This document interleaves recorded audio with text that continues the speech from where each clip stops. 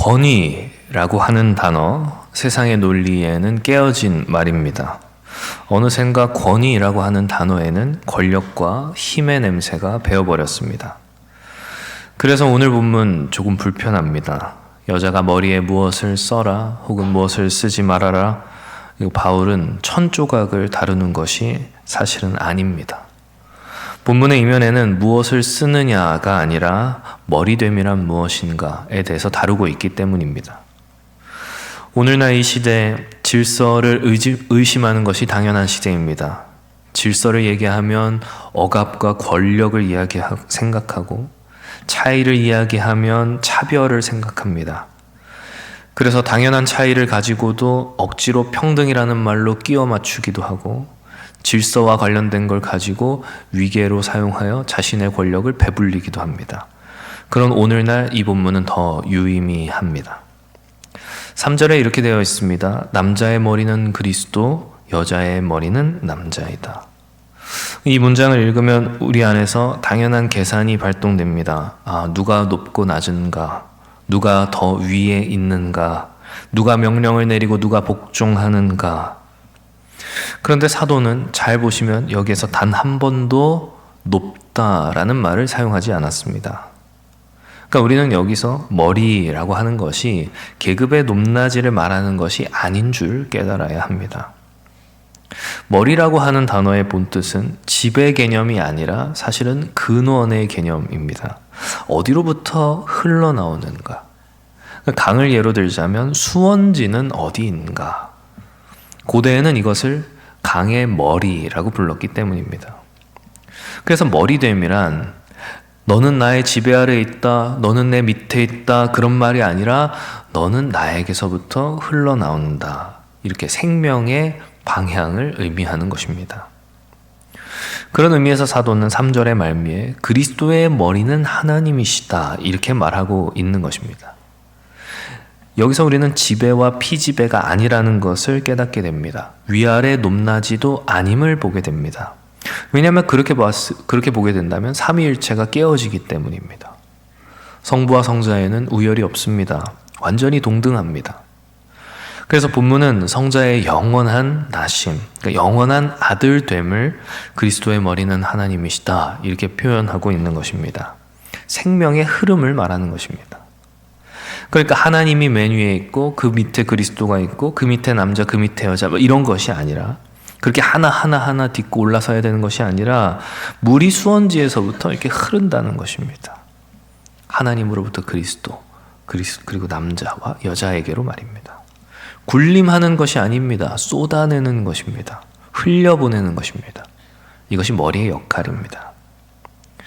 그리스도께서 교회의 머리이신 것은 그리스도께서 교회 위에 군림하시면서 지배하고 억압하기 때문이 아니라 그리스도의 생명이 교회에게로 흘러나오기 때문입니다.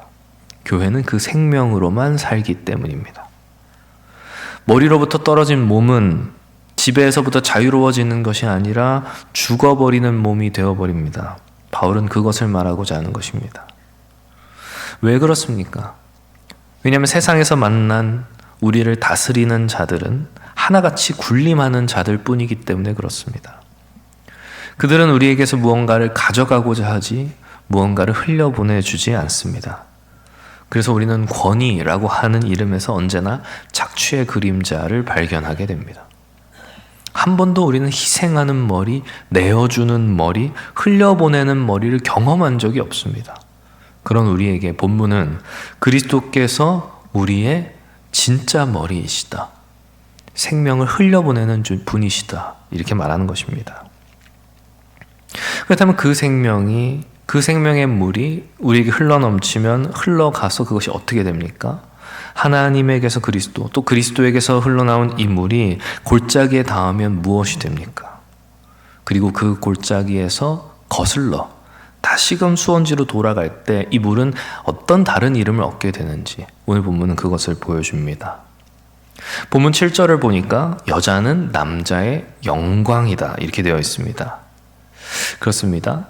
남자는 여자의 머리고 여자는 남자의 영광. 이 말은 또 다른 오해를 낳습니다. 남자는 하나님의 영광이라고 하는데 여자는 남자의 영광이라 그러고, 그러면 뭐 여자들은 하나님의 영광도 될 수 없는 건가? 그 말이 아닙니다. 아까 우리가 보았던 머리가 소유권이 아니라 지배권이 아니라 방향을 의미했듯이 이 영광 역시도 소유가 아닌 방향을 의미합니다.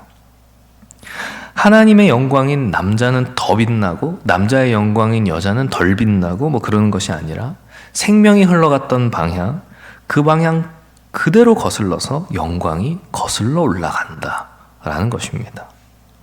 그러니까 여자가 남자의 영광이라는 것은 남자의 갈빗대에서 난 여자가 남자의 생명이 여자에게로 흘러가 갔던 그 길을 바로 그대로 거슬러서 도리어 남자를 영화롭게 한다라는 것입니다.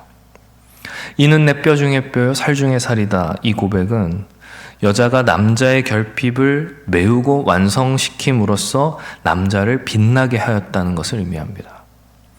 그런 맥락에서 여자들에게 머리를 가리라. 바울은 이렇게 명하는 것입니다. 그러니까 차별의 맥락이 아니라 오직 그 예배에서 하나님만 홀로 영광받게 하시기 위하여 우리 자신의 영광을 가리는 것입니다. 그래서 여자에게 머리를 가리라 명합니다.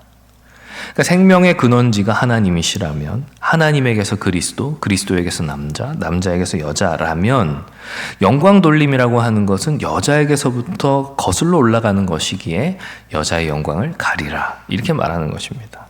크게 10절 여자가 권세 아래 있다라고 하는 표를 두어라. 이 말은 제일 권력의 밑바닥에 있다 그런 의미가 아니라 반대로 영광의 근원이 된다라는 의미이기도 합니다. 자세히 보면 그렇습니다. 여성이 머리를 가렸다 그래서 예배에서 어떤 권리를 빼앗기거나 박탈당하거나 그러지 않습니다. 머리에 쓴 것을 벗고 기도하면 안 된다라고 하는 말은 동시에 머리에 쓴 채로 자신의 영광을 가린 채로 얼마든지 기도하고 예배에 참여할 수 있었다라는 것이 이 본문의 말이기도 합니다. 놀라운 것입니다. 1세기경 여성이 이미 한 명의 예배자로서 존중되고 있었다. 본문은 그것을 보여줍니다. 사도 바울은 분명히 말합니다. 11절 주 안에서 남자 없는 여자, 여자 없는 남자는 없다. 이 말을 하기 위해 바울은 그러나라고 하는 접속사를 사용합니다.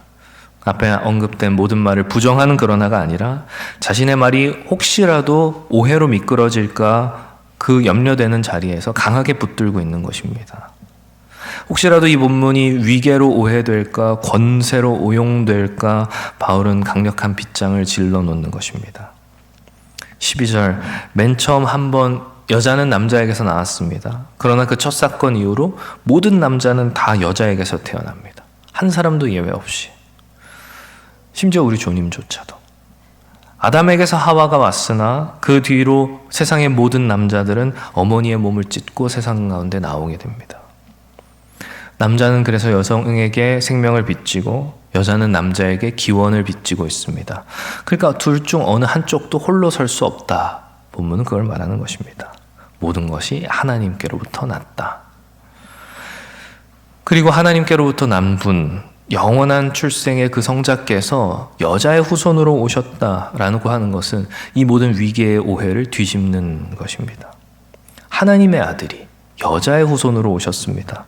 그렇다면 주님은 여자보다 더 아래이십니까? 전혀 그렇지 않습니다. 위계의 질서가 아니기 때문입니다. 생명의 수원지가 자신의 생명을 다 쏟아내듯이 주님께서는 하나님으로서 자신의 모든 생명을 다 내어주셨고 또 영광의 수원지가 하나님을 향해 모든 영광을 다 흘려보내듯 돌려드리듯 하나님의 영광이 되어주셨습니다. 그래서 우리는 머리됨의 이 실체를 그리스도에게서 발견해야 합니다. 그래서 성경은 남자는 머리로서 아내를 사랑하고 여자는 남자에게 복종하라 이렇게 말하는 것입니다. 남녀의 역할이 이만큼이나 다르다 그걸 말하기 위한 것이 아니라 그리스도께서 우리를 위하여 무엇을 하셨는가? 생명을 내어주기까지 사랑하셨고 하나님께 복종하셨다. 그것을 보여주기 위한 것입니다. 사랑하는 성도 여러분, 말씀을 맺으려 합니다. 두 가지를 기억하고 싶습니다. 첫째로 머리는 생명의 근원이라는 것. 우리는 그리스도의 생명을 받은 자들입니다. 이 생명을 흘려보내야 할 책임이 있습니다. 남자나 여자나 할 것 없이 우리가 받은 것이 그리스도의 생명이라면 우리는 이 생명을 다시 흘려보내야 합니다. 어제로 전도대가 방학에 들어갑니다. 전도대는 더위에 방학을 맞지만 생명을 흘려보내는 우리의 사명에는 방학이 없는 줄 믿습니다. 우리가 있는 그곳에 그리스도의 생명을 흘려보내는 자들이 되어야 합니다. 또 둘째로 우리는 언제나 하나님을 향해 영광을 돌려드리는 자들이 되어야 합니다. 본문에 두 가지 형태로 나타납니다. 하나는 우리 자신의 영광을 가리는 것입니다. 자랑하지 않고 뽐내지 않고 마땅히 빛나야 할 분 앞에서 우리의 광채를 가리는 것. 인정받기를 원하기보다 희생할 줄 아는 것. 그렇게 우리의 영광을 가릴 때 가장 빛난 분께서 영광 받으십니다. 또 동시에 우리는 적극적으로 예배에 임하여 영광을 돌려야 합니다. 머리에 둘러졌던 천은 오래전 벗겨졌지만 그 천이 증언하던 영광의 물줄기는 단 한순간도 역사 속에서 마른 적이 없습니다. 우리는 그리스도를 향해, 그리스도를 통하여 하나님을 향해 끊임없이 영광을 돌려야 하는 것입니다. 그리고 이 모든 것이 가능케 된 것은 자신의 몸을 찢으사 그 생명을 우리에게 흘려보내어 주셨고 자신의 모든 영광을 가리시며 자신의 모든 것을 다하여 아버지께 영광을 돌리셨던 우리 주님으로 인한다는 사실 우리는 기억해야 합니다. 그래서 우리는 오늘도 이 아침 예수의 영을 간구하는 것입니다. 사랑하는 성도 여러분, 이 새벽 우리 아까 찬송하였던 것처럼 태양이 떠올라 온누리를 비추듯이 부디 바라옵기는 우리의 영광 돌림이 오늘 이 새벽을 넘어 우리의 인생 한복판 저 가장 높은 곳에서 우리의 자신과 가정과 또 온누리를 비추는 그런 저 여러분들 다 되시기를 주님의 이름으로 축원합니다. 기도합니다.